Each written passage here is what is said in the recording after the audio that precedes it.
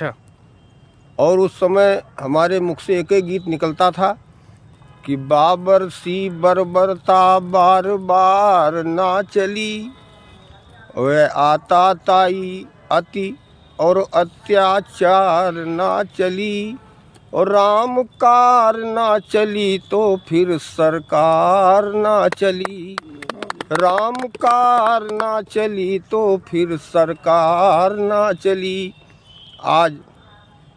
आज शौर्य दिवस है।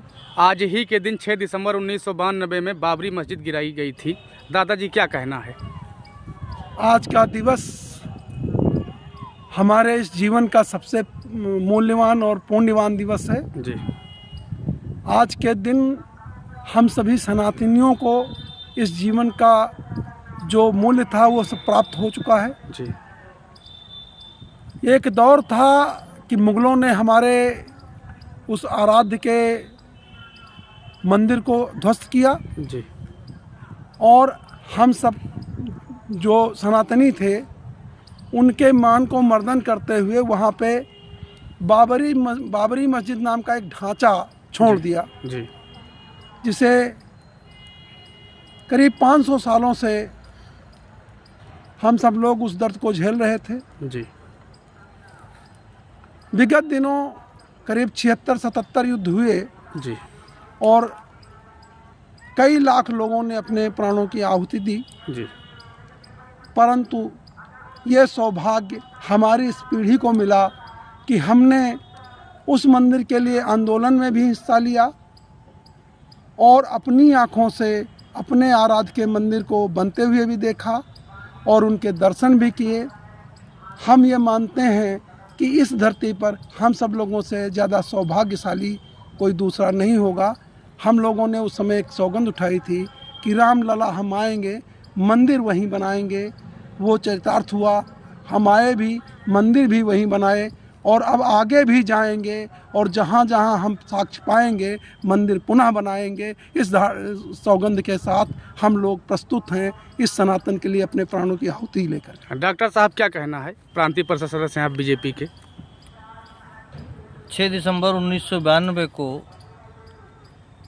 जो एक सनातन के ऊपर भारत में कलंक रूपी ढांचा था जी, उसको रामकार सेवकों ने ढहा दिया जी। आज का दिन हम लोगों के लिए, सनातन धर्म के लिए, हिंदुओं के लिए शौर्य का दिन है।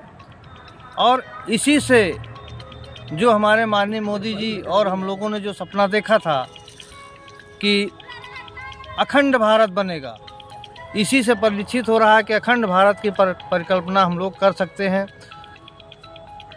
और जितना भी हो सकता है, जहाँ जहाँ भी हम लोग इस तरह के कलंक देखेंगे वहाँ पर हम लोग कानून के ज़रिए लड़कर, कानून से लड़कर, संविधान के ज़रिए लड़कर अपने मंदिरों को मुक्त कराएंगे। ऐसी कल्पना है, इसी से हिंदू राष्ट्र बनेगा। इस संकल्प के साथ हम लोग आगे बढ़ रहे हैं। क्या कहना है भैया? 6 दिसंबर को जो है, आचार्य जी क्या कहना? 6 दिसंबर को जो है 1992 को ढांचा गिराया गया था, आज शौर्य दिवस है, इसके ऊपर आप? आज शौर्य दिवस है। वास्तव में 6 दिसंबर 1992 की घटना याद करके आज भी हमारे रोम रोम में जी वही जुनून चढ़ जाता है कि उस समय हम जगदीशपुर बॉर्डर आगे निकल चुके थे जी। लेकिन जैसे ही ढांचा गिरने का संदेशा मिला जी, तो हम लोग वहाँ से तुरंत जहाँ तहाँ भाग करके अपनी जान बचाए, लौट करके किसी तरह 10 दिनों बाद महाराज वापस आए। अच्छा। और उस समय हमारे मुख से एक ही गीत निकलता था कि बाबर सी बर्बरता बार बार ना चली, वह आता ताई अति और अत्याचार ना चली, और राम कार ना चली तो फिर सरकार ना चली, राम कार ना चली तो फिर सरकार ना चली। आज चाहे देश में हो चाहे प्रदेश में हो, वही सरकार है जो राम कार्य के उपयुक्त है और जो राम के कार्य के लिए समर्पित है। उसके लिए हम सभी को समर्पित रहना चाहिए। इस शौर्य दिवस को, सनातनियों के लिए शौर्य दिवस है, लेकिन हम तो यही कहेंगे कि भारत को इस दिन को गौरव दिवस के रूप में मनाया जाना चाहिए। धन्यवाद। आचार्य जी, शौर्य दिवस आज है, क्या कहना है आपका? शौर्य दिवस 6 दिसंबर भारतीय इतिहास में सदैव स्वर्ण अक्षर में अंकित रहेगा, जी क्योंकि इसी दिन मुगलों की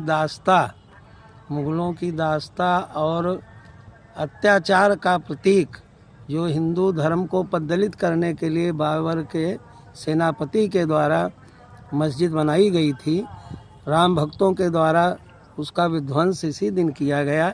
ये हमारे हिंदू धर्म के लिए, सनातन धर्म के लिए बड़े गौरव की बात है कि भगवान राम जो हमारे आराध्य हैं, उनका जन्म स्थान ही अगर हम नहीं मुक्त करा पाते तो ये हमारे लिए बड़े दुख का विषय था। हमारे कार सेवक बंधुओं ने जिस तरह से साहस, अदम्य साहस का परिचय देते हुए और इस गुलामी मानसिकता की प्रतीक इस ढांचे को ढहा करके भगवान राम के मंदिर के बनने के मार्ग को प्रशस्त किया, ये दिवस सदैव भारतीय सनातन धर्म के इतिहास में और हिंदू धर्म के इतिहास में सदैव स्वर्णाक्षरों में ही अंकित रहेगा। आचार्य जी, शौर्य दिवस है आज। आज हमें बहुत बड़ी प्रसन्नता हो रही है जी कि तब कार्य सेवक गए और उन्होंने कहा कि रामलला हम आएंगे, मंदिर वहीं बनाएंगे। उनका सपना आज साकार हुआ, इसलिए हमको अपने हृदय से बहुत बड़ी प्रसन्नता है।